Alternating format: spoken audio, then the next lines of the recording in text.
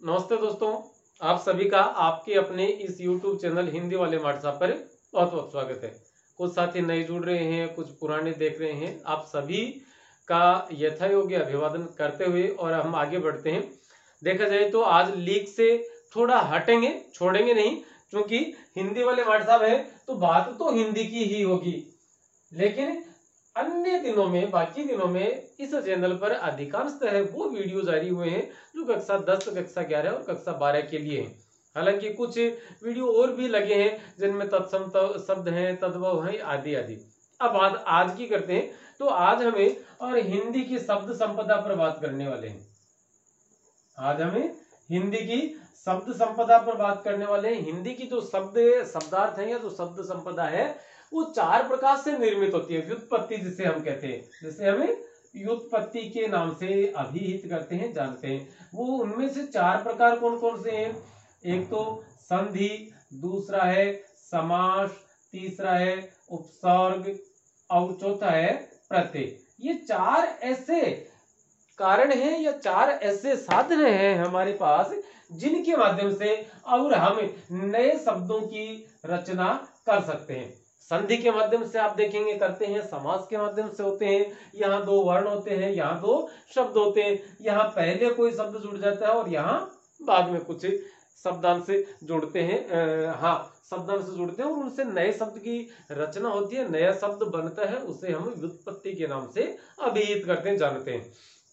कुछ शब्द ऐसे हैं जो रूढ़ है, जो बने बने कहां से आए किसी को नहीं पता उस बारे में, लेकिन नए शब्द हम बनाते हैं। आज हम संधि के विषय में चर्चा करेंगे सिर्फ। और संधि की यदि बात की जाए तो संधि में से और संधि से 3 प्रक्रियाएं हैं नए शब्द बनाने की। संधि के माध्यम से 3 नए प्रकार, 3 नए स्टाइल हैं, 3 नए तरीके हैं जिनके माध्यम से हमें और नए शब्द बना सकते हैं। इनमें एक तो होता है जैसे आदेश होता है, कहीं कहीं आगम हो जाता है और कहीं कहीं लोप हो जाता है। आदेश की यदि हम बात करेंगे, आदेश की यदि हम बात करें, जैसे सदा पढ़ते हैं हिम धन आलय, और यह या नर धन ईश, ये जो शब्द थे इनसे क्या हुआ, एक नए शब्द की रचना हुई। यहां शब्द बन गया नरेश, यह बन गया हिमालय। तो यह तो क्या हो गए आदेश की प्रक्रिया से। आगम की प्रक्रिया से क्या होता है, जैसे आपके सामने हम बहुत बार इन शब्दों का देख चुके हैं। दीनानाथ, तो दीनानाथ मतलब दीन धन नाथ, दीन दीनों का, गरीबों का, नाथ स्वामी, और यहाँ आ की मात्रा का आगम हो जाता है। न में आ की मात्रा का आगम हो जाता, सॉरी यहाँ इस वाले में। अब और जैसे लोप किस में होता है, जैसे हम बात करें सीमंत शब्द है। हालांकि यह शब्द सीमा धने अंत से बना है, तो इससे 2 शब्द बनते हैं। एक तो शब्द बनता है सीमा धने अंत, और दूसरा बनता है सीमा धने अंत से, सॉरी सीमा धन अंत से। यह तो शब्द बनेगा एक तो सीमांत, इसमें तो संधि है, और दूसरा बन जाएगा सीमंत। यह सिर की मांग को कहते हैं। यह कहते हैं किसी बॉर्डर, हद या कोई जो रेखा है जो 2 भागों में किसी चीज को विभक्त करती है, उसे हम सीमांत कह सकते हैं। तो यहां देखिएगा इस आ की मात्रा को लोप हुआ, यहां आ की मात्रा का आगम हो गया, और यहां ए और आ मिलकर क्या हो गए, आ की मात्रा आ गई। एक नया आदेश, यहां ए में और ई के जुड़ने से और ए स्वर का आगम हो जाता है। तो इस प्रकार से 3 ये जो प्रक्रियाएं हैं, इन तीनों प्रक्रियाओं से गुजरते हुए और हम संधि के विषय में आपके सामने चर्चा करेंगे, हम सब मिलकर एक साथ। बात आती है संधि है क्या चीज। तो संधि राजा महाराजाओं के दौर में भी हुआ करती थी, अर्थात उन दोनों में कोई किसी न किसी प्रकार का कोई समझौता हुआ करता था। एक पक्ष जो हारने के कगार पर था वो कहीं ना कहीं और लूज पड़ता है, वह थोड़ा ढीला पड़ता है, वह उन आरोपों को या इस प्रकार की शर्तों को स्वीकार कर लेता है जो, और शायद उसे नहीं करनी चाहिए थी, लेकिन हार के डर से या बहुत सारे नुकसान के, जान माल की क्षति की वजह से कर लेता था। तो संधि जो है,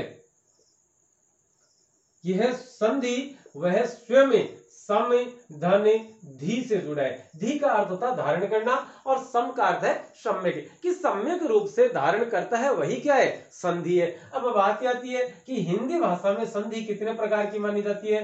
तो हिंदी भाषा में कुल मिलाकर हम कहें 3 प्रकार की संधि मानी जाती है। एक तो होती है स्वर, दूसरा होता है व्यंजन, और तीसरा होता है विसर्ग संधि। यहाँ क्या होता है, यहाँ स्वर में स्वर ही जुड़ता है, यहाँ व्यंजन में कोई स्वर जुड़ सकता है, या कोई स्वर में कोई व्यंजन जुड़ सकता है, अथवा व्यंजन में कोई व्यंजन जुड़ सकता है। व्यंजन कौन से, स्वर कौन से, इसके विषय में मुझे नहीं लगता कि आपको बताने की आवश्यकता है। और एक तीसरी होती है विसर्ग संधि। विसर्ग वह है जिससे हम अतः प्रातः यहाँ लिखते हैं, तो ये जो 2 बिंदी लगाई हैं इन्हें हम विसर्ग कहते हैं। और यदि हम वर्ण विचार पढ़े तो वहां हम 2 एक कोटि पढ़ते हैं, एक प्रकार वर्णों का एक प्रकार पढ़ते हैं जिसमें 2 वर्ण शामिल होते हैं, अयोगवाही। और अयोगवाही में क्या होता है, अनुस्वार और दूसरा अह। ये जो अह था वही क्या है, विसर्ग है। अर्थात अयोगवाही में, अयोगवाही जो वर्ण है इसमें या तो स्वर जुड़ेगा या व्यंजन जुड़ेगा, और इससे एक नया शब्द बनकर आएगा, जैसे नमः धनकार, तो शब्द बन गया नमस्कार। तो इस प्रकार से और नए शब्द की रचना होती है, नया शब्द बनता है, नए शब्द की व्युत्पत्ति होती है, और उसी व्युत्पत्ति के विषय में हमें बातें करने वाले हैं आज हमें। और ये जो आपके सामने संधि का एक नाम लिखा है, इस संधि पर बात करेंगे। स्वर संधि क्या है, कि जब स्वर, अब संधि वो तो हमने देख लिए दूसरे प्रकार से। यदि पारिभाषिक रूप से देखा जाए, परिभाषा के रूप में यदि इसे देखा जाए तो क्या होगा, परिभाषा के रूप में, और यह होता है 2 वर्णों के मिलन से या मिलन से उत्पन्न विकार को संधि कहते हैं।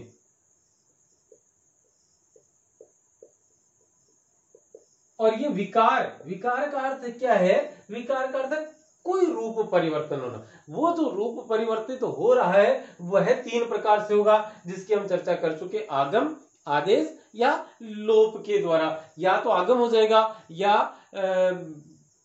आदेश हो जाएगा, और या किसी न किसी स्वर का या व्यंजन का कहीं ना कहीं कोई लोप हो जाएगा, और उसी को हम क्या कहते हैं, संधि कहते हैं। अब वर्णों के, यहां देखिए कि आप बात हम वर्णों की कर रहे हैं, शब्द जहां मिलते हैं वहां समास बन जाते हैं। तो वर्णों के मिलन से उत्पन्न विकार को संधि कहते हैं। अब 2, इसका अर्थ क्या है कि हमारे पास यह धन का निशान होगा, और उस धन के निशान से एक तो इधर एक शब्द होगा। आप इस बात को समझे, यहां हमने शब्द लिखा है जिसे पूर्व पद कहा जाता है या प्रथम पद भी कहा जाता है, और यहां होगा पूर्व का उत्तर पद या द्वितीय पद, ये द्वितीय पद। यहां देखिएगा क्या होता है, प्रथम पद का अंतिम वर्ण, प्रथम पद का अंतिम वर्ण, और उत्तर पद या द्वितीय पद का प्रथम वर्ण। देखेंगे प्रथम पद का अंतिम है और द्वितीय का प्रथम है। जब ये दोनों आपस में मिलते हैं तब जो परिवर्तन आता है वही परिवर्तन किस नाम से जाना जाता है, वही परिवर्तन, वही विकार, वही बदलाव संधि के नाम से। और जहां कहीं ऐसा कोई बदलाव नहीं होता उसे संयोग के नाम से जानते हैं। जैसे उद्जन्यान अर्थात उद्यान या उद्यान। तो ये जो है इसमें संधि न मानकर क्या मानी जाएगी, संयोगी माना जाएगा। तो आज हमें और जो संधि के जो 3 प्रकार हमने अभी लिखे, और उनमें से पहला प्रकार हमने लिखा था स्वर संधि। पहला प्रकार क्या लिखा था, हिंदी में हमें और संधि पढ़ने वाले हैं, और संधि में हमें स्वर संधि पढ़ने वाले हैं। तो स्वर संधि का क्या होगा, एक प्रथम पद भी स्वर है, प्रथम पद का अंतिम वर्ण भी स्वर है, और द्वितीय पद या उत्तर पद का प्रथम वर्ण भी स्वर है। उनके मिलने से जो बदलाव आते हैं उस बदलाव को ही स्वर संधि के नाम से अभिहित किया जाता है। और वह जो अब स्वर संधि के कुल मिलाकर 5 भेद माने जाते हैं। सबसे पहले हम इनको जैसे उपसर्ग प्रत्यय उस हिसाब से ही पढ़ेंगे। सबसे पहले जैसे दीर्घ स्वर संधि, दीर्घ स्वर संधि, उसके बाद में हम पढ़ेंगे यण संधि, उसके बाद में हम पढ़ेंगे गुण संधि, और उसके बाद में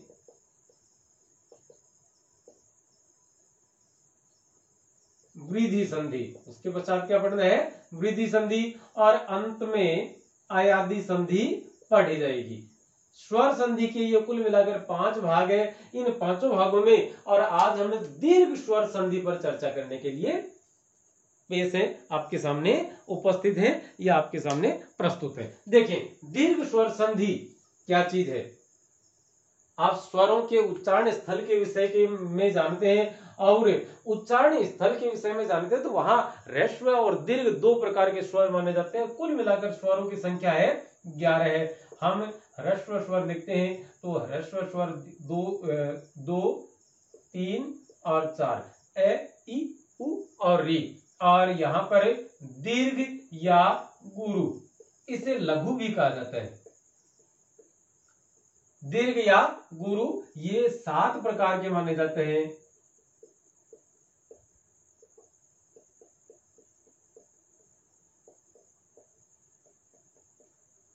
ए, आ, ई, उ, ए, ई, उ, री लघु या ह्रस्व स्वर, और दीर्घ या गुरु में आ, ई, उ, ए, ऐ, ओ, औ। कुल मिलाकर ये 7 किस प्रकार के स्वर माने जाते हैं, दीर्घ स्वर। इन 11 स्वरों में से भी, और यह जो है जैसे ए या आ, ई या ई और उ या उ, इनका उच्चारण स्थल एक ही माना जाता है। ये आ स्वर जो है ये दीर्घ रूप है, लेकिन बना किससे है, ये ए धनी ऐसे बना है।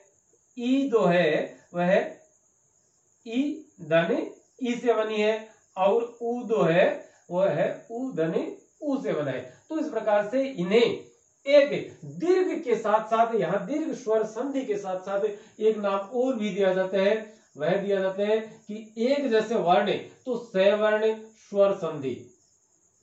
ये पूछा जा सकता है कि सवर्ण स्वर संधि कौन सी है, तो दीर्घ स्वर संधि है। और इसे ही एक ही जाति के, एक ही सजातीय स्वर संधि। जाति, यहाँ पर जाति का अर्थ क्या है, जाति का अर्थ जो वर्ण हम समाज में देखते हैं वह नहीं, बल्कि जाति का अर्थ वर्ण से है, और मतलब वो एक जैसा बने, कोई गुण धर्म उनमें समान है।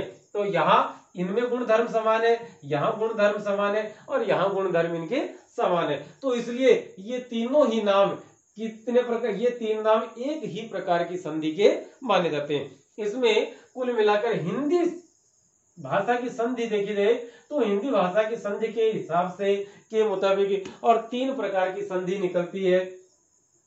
एक तो है ए धन आ, ए अथवा आ में ए धन आ जुड़ता है तो आ ही बनेगा। दूसरा है ई धन ई में ई धन ई जुड़ेगी तो ई बन जाएगी, और उ धन उ में उ धन उ जोड़ेंगे तो उ की रचना होगी। इस प्रकार से मतलब यह है कि यह धन का निशान है। धन का अर्थ जोड़ का, जोड़ गणित में होता है, प्लस अंग्रेजी में होता है, और हिंदी में से धन के नाम से अभिहित करते हैं।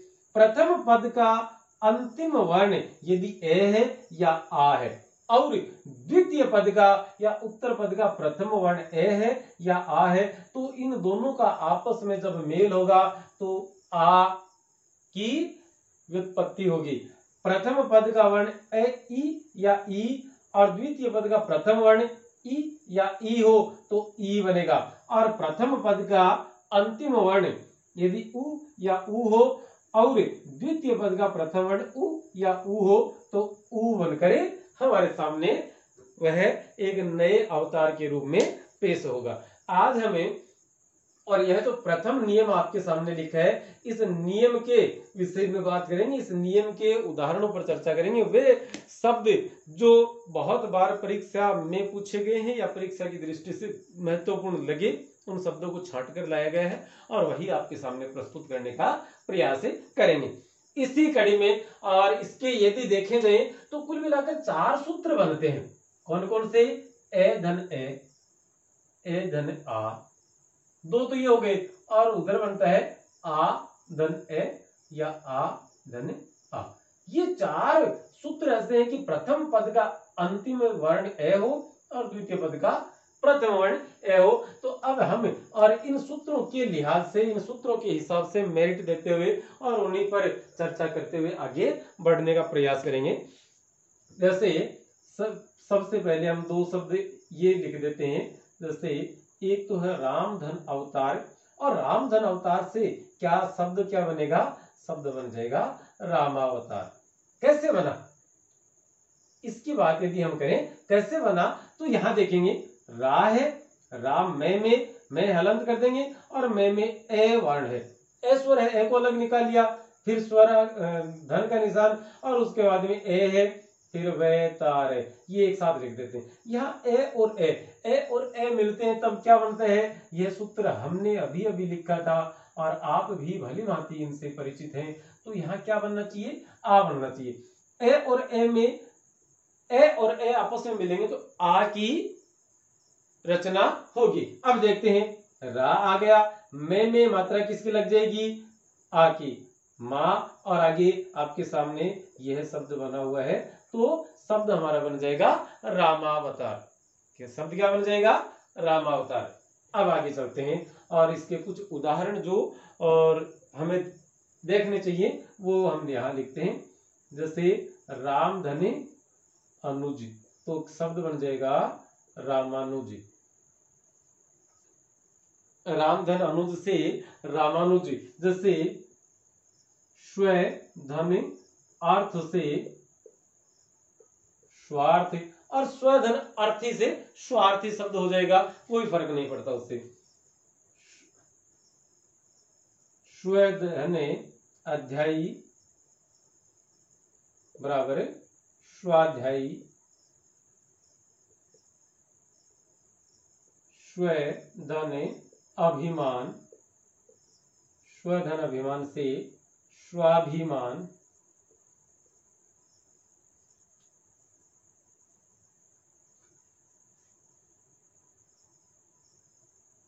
उसके बाद बात करेंगे जैसे अवली शब्द की बात कर लेते हैं। दीप धने अवली से बन जाएगा दीपावली। गीत धन अवली से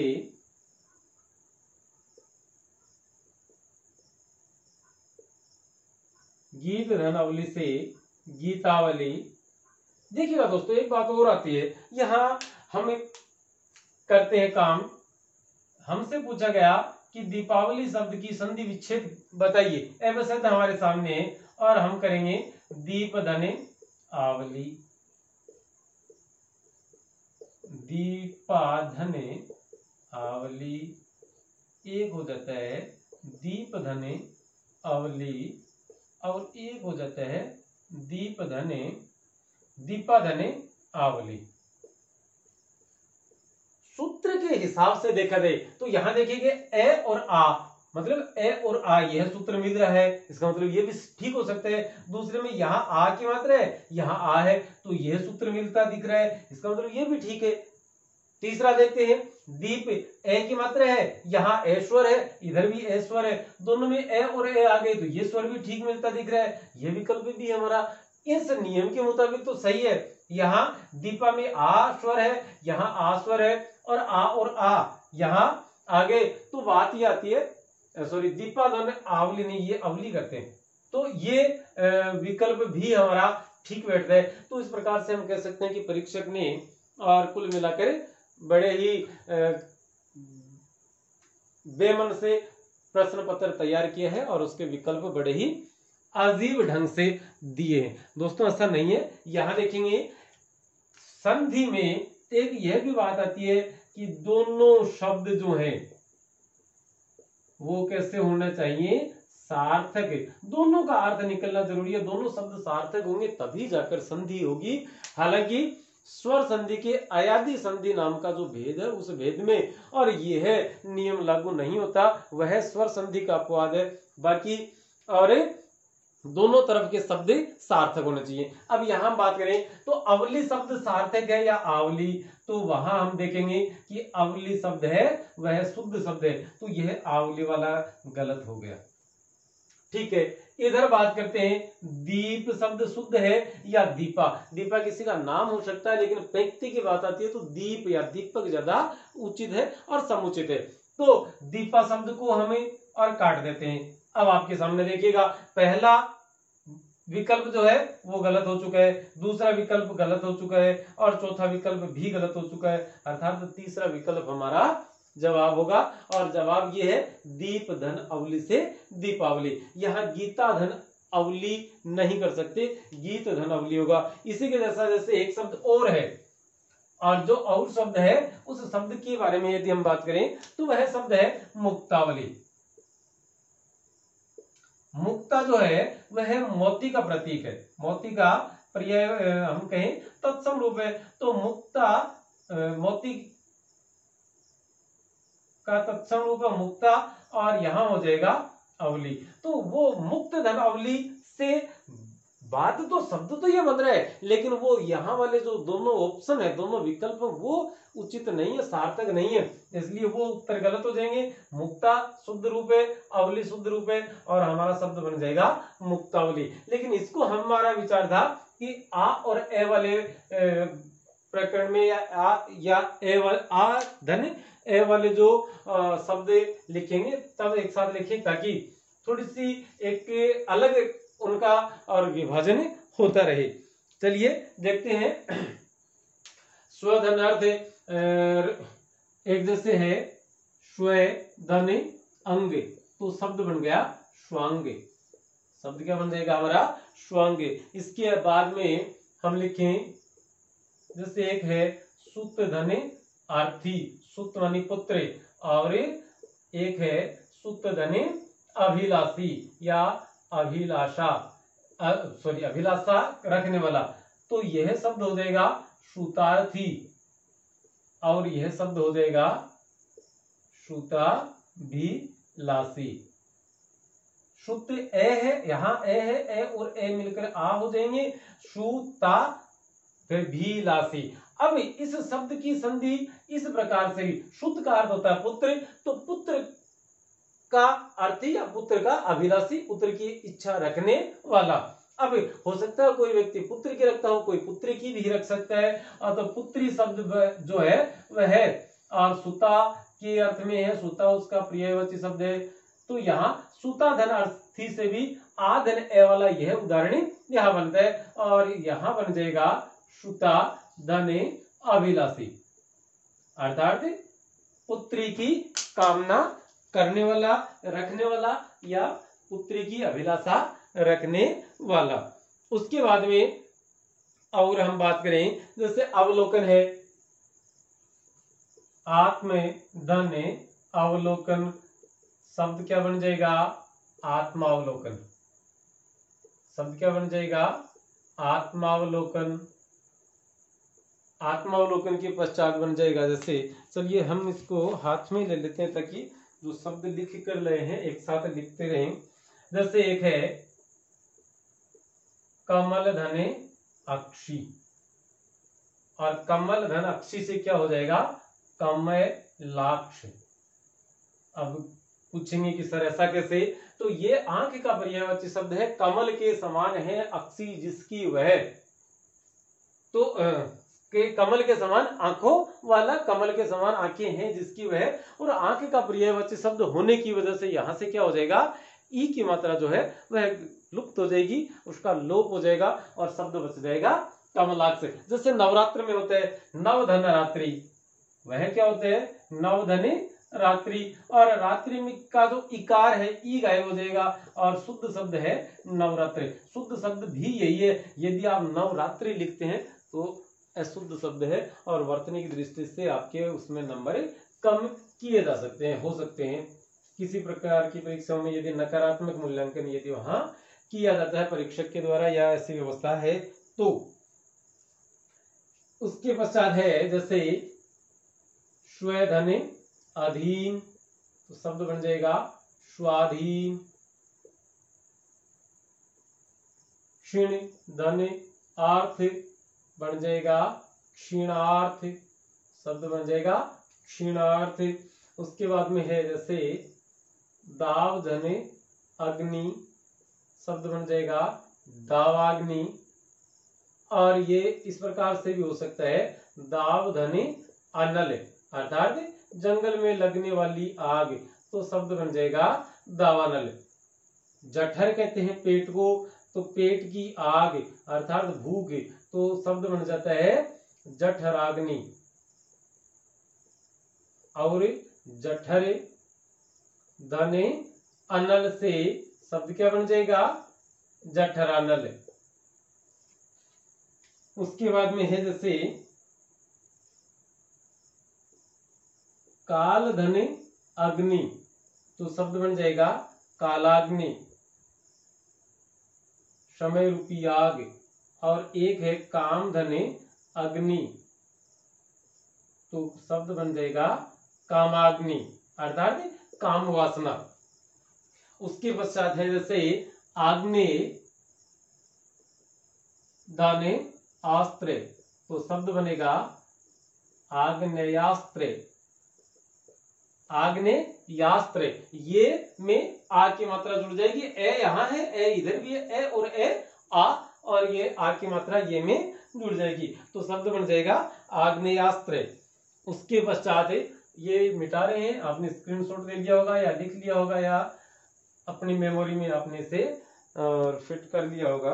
आगे चलते हैं जैसे चंद्र दाने आर्क, तो शब्द बन जाएगा यहाँ चे आधा अनुस्वार, दे आधा और रे भी आधा कर दिया हमने। और अब क्या किया, ए, इस रे से ए अलग निकाल दिया, ए हो गया, धन ए आ गया और रे और के ऊपर चले गए इधर। अब ए और ए मिलकर क्या हो गए, आ। तो देखिएगा चे ने फिर दे और रे, रे दे आधा है, दे आधा है तो दे के नीचे आ जाएगा रे, और रे में मात्रा किसकी लग जाएगी, आ की, और ऊपर ये रे आगे वाले के ऊपर बैठ जाएगा। अब तो शब्द क्या बन जाएगा, चंद्रार्क।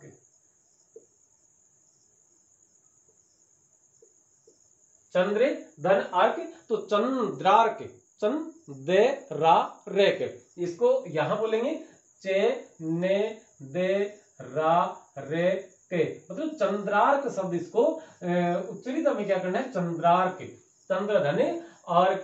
उसके बाद में जैसे हिम धने अंशु, शब्द बन जाएगा हिमांशु। एक है जैसे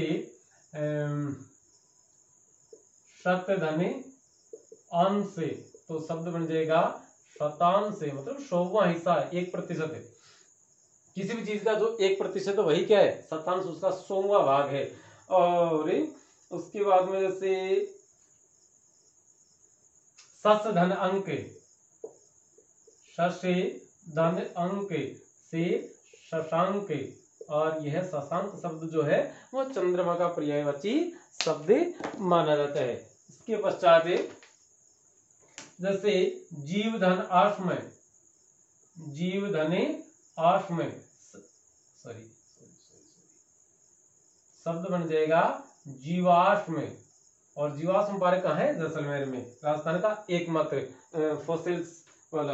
उसके पश्चात बात करते हैं जैसे दैत्य धने अरि, अरि का अर्थ है शत्रु, तो शब्द बन जाएगा दैत्यारी, दैत्य ये में आ की मात्रा या री, दैत्यारी। एक है मूर धने अरि, तो शब्द बन जाएगा मुरारी।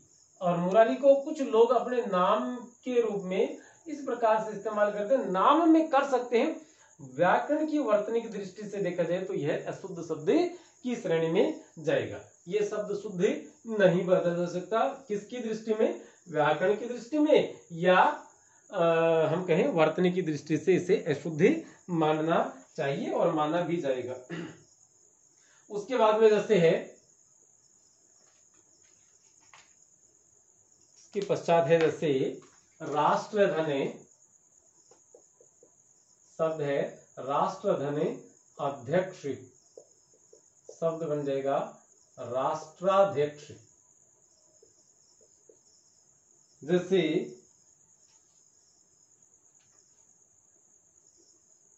एक है विरुद्ध धन अवली, और विरुद्ध का अर्थ होता है बढ़ैया। जैसे राजाओं की बढ़ैया दरबारी कवि गाते थे तो वो विरुद्धावली गाते थे उनकी, तो शब्द बन जाएगा विरुदावली, विरुदावली। विरुदावली के पश्चात आप देखेंगे दीप धन अंजलि, तो शब्द बन जाएगा दीपांजलि। उसके बाद में जैसे है हिम धन अचल, हिम माने बर्फ, अचल का अर्थ पर्वत, तो हिम का पर्वत है अर्थात हिमाचल। और हिमाचल के पश्चात जैसे एक विरह धन अग्नि, तो शब्द बन जाएगा विरहाग्नि। विरहाग्नि के पश्चात है जैसे एक प्रे धन आर्थी, तो शब्द बन जाएगा प्रार्थी, निवेदन करने वाला, निवेदक। हम कह सकते हैं रक्त धने अंबुज, अंबुज कैसा? रक्त के रंग का, रक्त अर्थात लाल रंग का, है ना, तो लाल रंग का रक्त धन अंबुज से शब्द बन गया रक्तांबुज, शब्द क्या हो गया? रक्तांबुज। इसके बाद में जैसे काम धने अयनी, तो शब्द बन जाएगा कामायनी, जो जयशंकर प्रसाद के द्वारा रचित सबसे जोरदार उनकी नाटक, उनके काव्य संग्रह में देखा जाए तो सबसे प्रसिद्ध काव्य संग्रह है। और इसमें कुल मिला के 15 सर्ग हैं। 1936 ईस्वी में इसकी रचना हुई और 1937 ईस्वी में जयशंकर प्रसाद का देहांत हो जाता है। और उनके देहांत के साथ ही हम कह सकते हैं कि छायावाद का भी देहांत सा ही हो जाता है। राम धन अयन, शब्द बन जाता है रामायण, और ने किस में बदल जाएगा? ने में बदल जाएगा। तो तालव्य दंते ने जो था वह मूर्धन्य वर्ण में परिवर्तित हो जाएगा यहां आकर। अब बात हम करेंगे इस वाले की, ए धनी आ की। ए धन आ से, और ऐसे कौन कौन से शब्द हैं जिनके प्रथम पद के अंतिम वर्ण के रूप में ए है और द्वितीय पद या उत्तर पद के प्रथम वर्ण के रूप में आ है? तो उन शब्दों को और हम यहां लिखते हैं विरह धने आतुर, तो शब्द बन जाएगा विरहातुर, शब्द बन गया हमारा विरहातुर। जैसे जल धने आशय, आप लिखें। इसके बाद में छात्र धने आवास, शब्द बन जाएगा, आप लिख सकते हैं छात्रावास। हालांकि यह जो है इसमें आप इस प्रकार से भी विकल्प के अनुसार यदि इस प्रकार से भी बनाते हैं कोई दिक्कत नहीं। इन दोनों में से कोई एक विकल्प होगा, दोनों एक साथ कदापि नहीं आ सकते। एक जैसे है ऐक्य दाने आत्म, ऐक्यात्म। भय धने आनक, भयानक। स्नेह धने आकांक्षी। कोई प्यार का आकांक्षी होता है, कोई विजय का आकांक्षी है। विजय धने आकांक्षी, शब्द बन जाएगा विजयाकांक्षी। बाद में जैसे हम शादी विवाह के कारणों पर देखते हैं सौभाग्य धन आकांक्षिणी, स्त्रीलिंग के साथ आकांक्षिणी, तो शब्द क्या बन जाएगा? सौभाग्य, सौभाग्य या, ये में आ की मात्रा, या कांक्षिणी। सौभाग्याकांक्षिणी शब्द इस प्रकार से और नए रूप में आ जाएगा।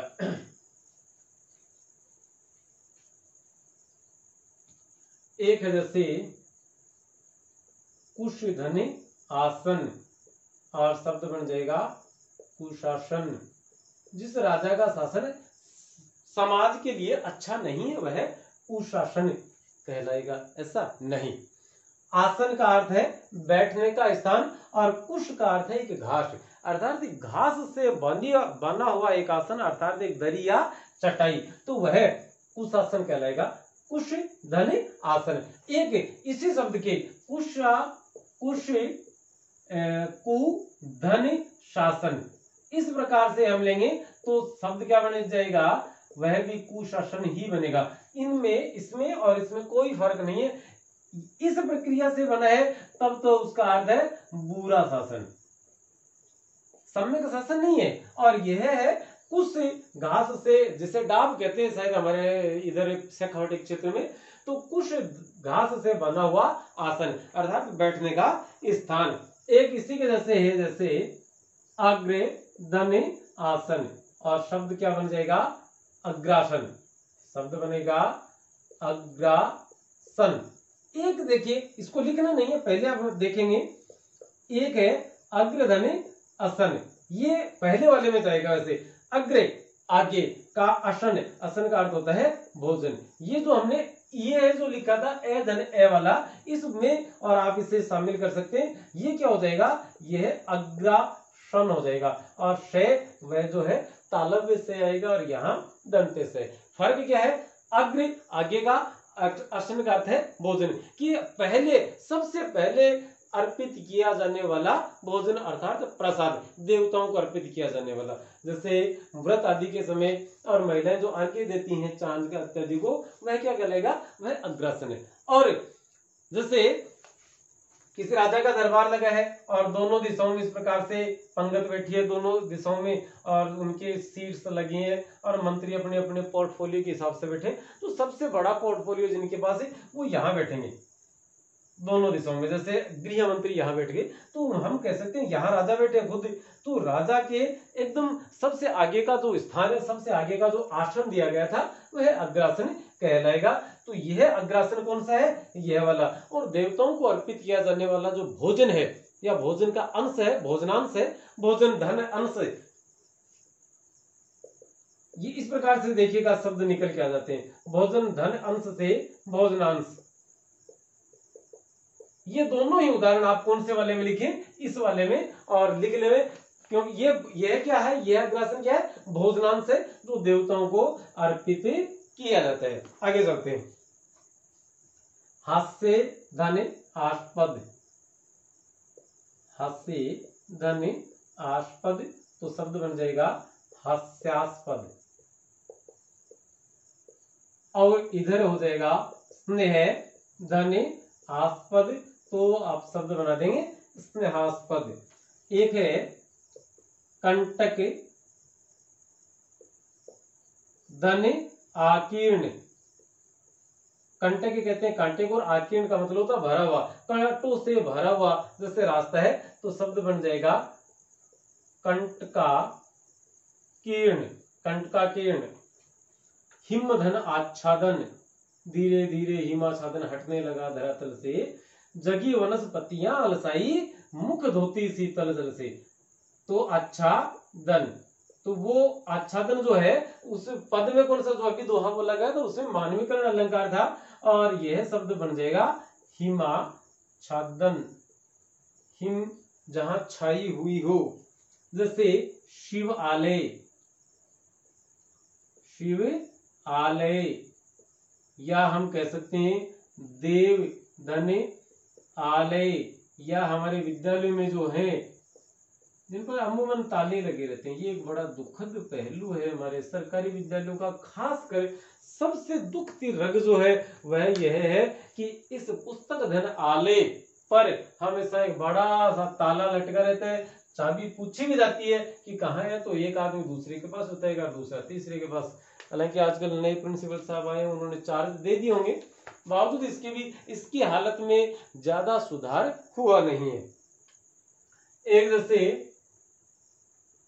स्नान धने आगार, स्नानागार, मौन चौधरी वाला।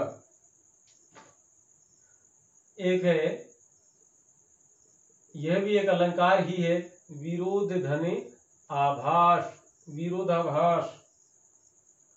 एक है जैसे महाभारत के दो पात्र हैं, कृप धने आचार्य, कृपाचार्य। शब्द क्या बन जाएगा? कृपाचार्य। यहाँ उनके जो गुरु थे तीरंदाजी वाले वो हो जाएंगे द्रोणाचार्य। और है आधार धने आधे, आधाराधे। ये शब्द हो जाएगा आधा, रे में आ की मात्रा, रा धे, ये आधाराधे।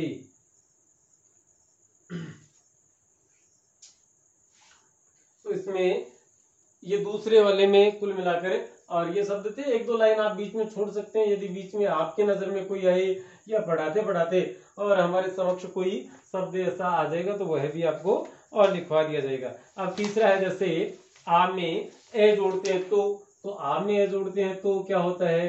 जैसे सुधा धने अंशु, शब्द बन जाएगा सुधांशु।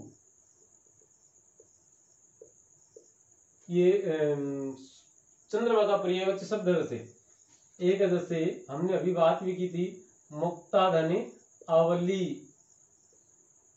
जैसे श्रद्धा धने अंजलि, श्रद्धांजलि। महा धने अमात्य, अमात्य कहते हैं मंत्री को, महा का मतलब बड़ा, बड़ा मंत्री है जो बड़ा पोर्टफोलियो जिनका, तो यह शब्द क्या बन जाएगा? महामात्य। देखिएगा दोस्तों, एक शब्द शुद्धि वाले प्रकरण में एक शब्द बहुत ज्यादा प्रचलित है, वो पूछा जाता है बार बार, और वह शब्द इस प्रकार से लिखा जाता है पहले, और फिर कहा जाता है कि इसमें से शुद्ध शब्द कौन सा। इसी प्रकार के थोड़ी बहुत मात्रा में और उलट फेर करके कहीं वर्ण में स्वर जोड़ देंगे, कहीं जगह अलंत कर देंगे, और करके आपके सामने प्रस्तुत कर दिए जाते हैं। शुद्ध शब्द जो है वह यह है। ये दोनों जो शब्द हैं वो दोनों भिन्न भिन्न हैं, दोनों अलग अलग हैं। ये महाधन अमात्य मतलब महा बड़ा है जो अमात्य, और यह शब्द किससे बना है? यह शब्द प्रत्यय की प्रक्रिया से बनकर आया है। महात्मा धन ये, और जहां कहीं भी ये प्रत्यय जुड़ता है तो ये प्रत्यय के जुड़ने से जो बदलाव होते हैं, पहले एक बार चर्चा करते हैं कि ये प्रत्यय के जुड़ने से मूल शब्द के प्रथम वर्ण का जो ह्रस्व है, जो ह्रस्व रूप है, वह किस में बदल जाता है? वह दीर्घ रूप हो जाता है। नंबर एक बात है, जो प्रथम सिर्फ ए आ वाले में ई और ए वाले में आई हो जाता है, उ ओ वाले में औ हो जाता है। ये बाद में उसमें उपसर्ग वाले मामले में, प्रत्यय वाले मामले में हम पढ़ेंगे। यदि ए आ है तो दीर्घ हो जाएगा, और मूल शब्द का जो अंतिम वर्ण है वह क्या हो जाएगा? वह स्वर रहित हो जाता है। अब देखें, महात्मा में मैं का ह्रस्व रूप है, दीर्घ रूप बना दो, मतलब मैं आ की मात्रा जोड़ देंगे, उसके बाद में हा आ गया, उसके बाद में आधा ते आ गया, और ये अंतिम पद है, अंतिम वर्ण है। अंतिम वर्ण कैसा होता है? स्वर रहित होता है, तो स्वर रहित इसको आधा मैं कर दिया, और अब आप ये जोड़ दो, ये महात्म्य होता है। मतलब महात्मा होने का गुण, ये भाववाचक संज्ञा शब्द है, ठीक है। जैसे महानता, ये महात्मा जोड़ ये से सब बना हुआ शब्द है, जैसे महान जोड़ ये महानता बनता है। जैसे दीन जोड़ ये से धन्य बन जाता है। जैसे स्वस्थ जोड़िए से स्वास्थ्य बन जाता है, उसी प्रकार से। तो ये इस शब्द को हम लिखेंगे महामात्य। इसको हम क्या लिखेंगे? महामात्य शब्द लिखेंगे। जैसे एक है विद्या धन अध्ययन, तो ए उस आ में जुड़ गया, और बाकी आगे वाला यूं का यूं हमें लिख देंगे। उसके बाद में जैसे विद्या धन अर्थी, विद्यार्थी। निशा धने अंधे, निशा का अर्थ है रात्रि, रात्रि का अंधा आदमी की, जिसे दिन में तो दिखाई देता है लेकिन रात के समय वो अंधा हो जाता है, और उस रोग को कहते हैं रतौंधी। और शेखावटी में एक कहावत प्रचलित है कि खट्टे की राबड़ी तत्ती खले रात ने बिन अच्छा मिले। रात ने तो रांधा शाम के, और रात ने रांधा था कहीं बिन खली तत्ती तत्ती राबड़ी। तो यहाँ बूढ़िया बताया करता है कि बिके क्यों जा रातिन तो जा, और वो रातिन तो जो को नहीं वही शब्द रतौंधी माने जाए। और यह एक रोग है जो विटामिन ए की कमी से माना जाता है। अब हमें आ और आ पर बात करेंगे। आ धने आ से, आ ही बनता है। और ऐसे कौन कौन से शब्द हैं, जैसे एक तो कारा धन आगार, तो शब्द क्या बन जाएगा कारागार। इसी प्रकार का यह शब्द है कारा धन आवास, और शब्द बन जाएगा कारावास। कारा कहते हैं कैदी को, और आगार का अर्थ होता है उनका घर। तो कैदियों का घर अर्थात जेल के अर्थ में यह प्रयुक्त किए जाते हैं। महाधन आशय, शब्द बन जाएगा महाशय, वो आप लिख लें इसे। द्राक्षा धन आशव, आशव का अर्थ रस है, और द्राक्षा का अर्थ है अंगूर, तो शब्द क्या बन जाता है द्राक्षाशव। ये शराब का पर्यायवाची शब्द है। उसके बाद में है तथा धन आगत, शब्द बन जाएगा, आप लिख सकते हैं इसे आराम से, महाधन आत्मा, शब्द बन जाएगा महात्मा। महाधन आकार, शब्द बन जाएगा भीम का पर्यायवाची महाकार। तो इस प्रकार से ये कुछ शब्द थे जो परीक्षा में, जो प्रतियोगी परीक्षाओं में या तो पूछे जा चुके हैं, या इनके पूछने के जो चांसेज हैं, जो मौके जिनके मतलब हम कह सकते हैं कि इनको पूछा जाने की संभावना है, उन शब्दों की संधि विच्छेद हमने आपके सामने यहाँ प्रस्तुत की। उम्मीद करते हैं आपको जरूर पसंद आई होगी। और अब हमें आ वाला हो गया, और कल हमें ई पर बात करने वाले हैं। अर्थात ई या ई में ई या ई जोड़ते हैं तो ई बनता है। प्रथम पद का अंतिम वर्ण ई या ई हो, और द्वितीय पद या उत्तर पद का प्रथम पद ई या ई हो, तो दोनों के आपस में और मिलन से या दोनों के मेल से ई बनता है, और उसे ही दीर्घ स्वर संधि में हम पढ़ेंगे। तो दोस्तों आप यहाँ तक पहुंचे हैं, चैनल की सामग्री पसंद आई है, आप और बाकी के वीडियो देख सकते हैं। यदि पसंद आए तो चैनल को लाइक और सब्सक्राइब जरूर कर लें, अपने दोस्तों तक भेजें, और उम्मीद करते हैं आपको ये हर हाल में पसंद आई होगी। अब दोस्तों अनुमति देवें। जय हिंद।